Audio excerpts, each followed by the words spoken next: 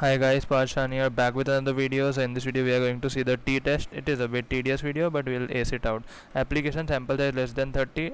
When we need to find the difference between sample mean and population mean to compare to different sample mean और before after observation का difference find करने के लिए steps क्या है।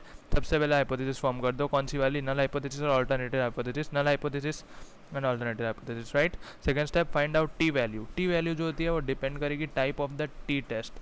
अभी t test कौन सा हो सकता है, पेड भी हो सकता है, अनपेड भी हो सकता है। वो मैं बताता हूँ कैसे will be figuring out paid है अनपेड है, दिख जाएगा आपको सैम्पल से ही। थर्ड स्टेप है calculation of degree of freedom, वो भी डिपेंड करता है पेड टी टेस्ट है या फिर अनपेड टी टेस्ट है। फोर्थ स्टेप है चेक करने की टी टेबल में value with respect to degree of freedom. Fifth step है compare t calculated and t tabulated at probability value of 0.05। अगर कैलकुलेटेड वाला टेबुलेटेड से कम है टी वैल्यू तो अपन को एक्सेप्ट कर देनी है null hypothesis, similar to chi square है। अगर कैलकुलेटेड वाला ज़्यादा है तो फिर अपन को रिजेक्ट कर देनी है नल हाइपोथेसिस। अगर एक्सेप्ट करते हैं नल हाइपोथेसिस तो test is not significant, reject करते हैं नल हाइपोथेसिस तो फिर टेस्ट इज़ सिग्निफिकेंट, क्योंकि अपन ऑल्टरनेटिव हाइपोथेसिस एक्सेप्ट कर रहे हैं। सीधी सी बात है, राइट। अभी to test the difference between sample mean and population mean अपन को टी टेस्ट वहाँ बनना होता है, ठीक है। ये यूज़ में देख लिया था सबसे पहला, तो t is given by x bar minus mu which is population mean divided by s by root n. तो it comes out to be t is equals to x bar minus mu by s, x bar minus u modulus में है, into root n, ठीक है। याद रखना x bar sample mean है, s is standard deviation sample का, mu is population का mean, ठीक है। सैम्पल मीन और पॉपुलेशन का मीन का डिफरेंस फाइंड करना है अपन को। एन नंबर ऑफ ऑब्जर्वेशन है, डिग्री ऑफ फ्रीडम n-1 है, याद रखना n-1 है, number of observation -1 is degree of. Algorithm क्या है, डेटा जो होती है बेसिकली दो टाइप की होती है, क्वालिटेटिव भी हो सकती है, क्वांटिटेटिव भी हो सकती है। क्वालिटेटिव में भी दो टाइप होते हैं, पेड सैंपल है, अनपेड सैंपल है। क्वालिटेटिव में अनपेड सैंपल है तो काई स्क्वायर टेस्ट आता है, as we saw yesterday in that video.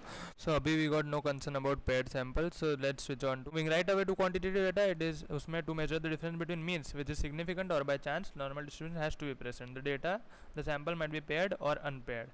अगर paired sample है तो paired t test, paired sample है unpaired sample है, paired sample है तो फिर paired t test होनी चाहिए, और अनपेड सैंपल है उसमें भी दो सैंपल है और सैंपल साइज लेस देन 30 है और सैंपल साइज ग्रेटर देन 30 है। लेस देन 30 है सैंपल साइज तो student t test also known as unpaired t test apply करेंगे, और लेस देन 30 है तो अपन z test for difference between two means भी अप्लाई कर सकते हैं, और ग्रेटर देन 30 है तो भी जेड टेस्ट अप्लाई करें। अभी पेयर्ड ऑब्जर्वेशन वाला टी टेस्ट देखेंगे कहाँ कहाँ अप्लाई होती है, बिफोर आफ्टर स्टडीज़ में। एग्जाम्पल देख लोगे डेटा में आपको पता चल जाएगा। Before after studies t is given by d bar divided by s by root n, तो t is equals to d bar into root n divided by s. D bar क्या है, मीन है, mean किस चीज़ का, of differences between paired observations. S D क्या है, standard deviation of differences between paired observations, difference इस पे फोकस करना।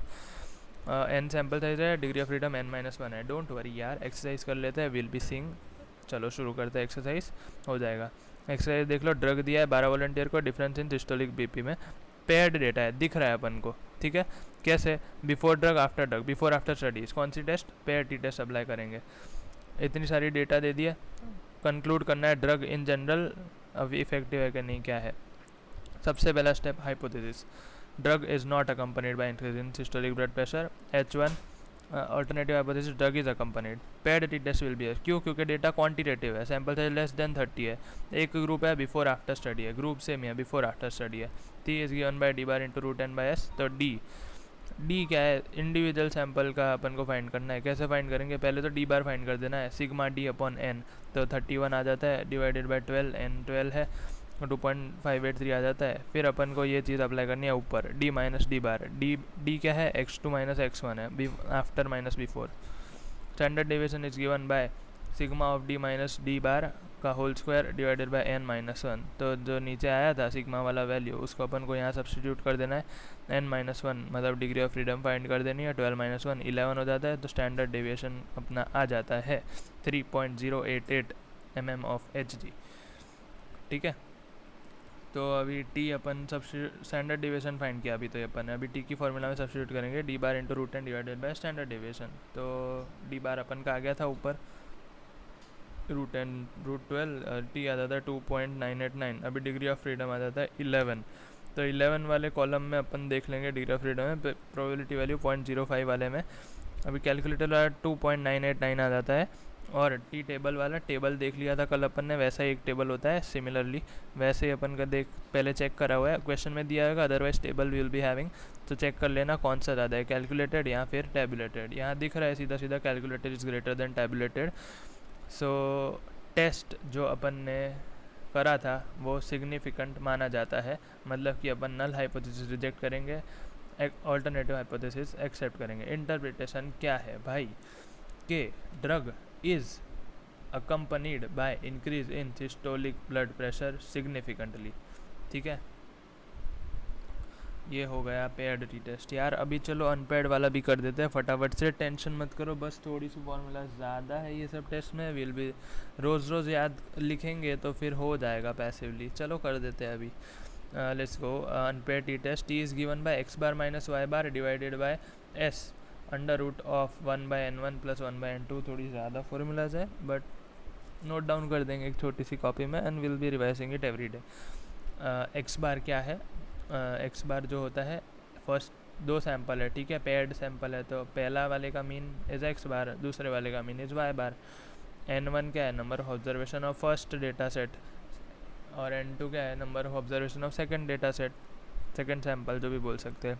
S is pooled standard deviation, याद रखना पूल्ड स्टैंडर्ड डेविएशन आता है पेयर्ड टी टेस्ट में, पेयर्ड नहीं अनपेयर्ड में। अनपेयर्ड है, दो अलग अलग सैंपल है, वेट गेन दिया है, सॉरी डाइट है, डाइट भी अलग अलग दिया है, ठीक है, अपन को फाइंड करना है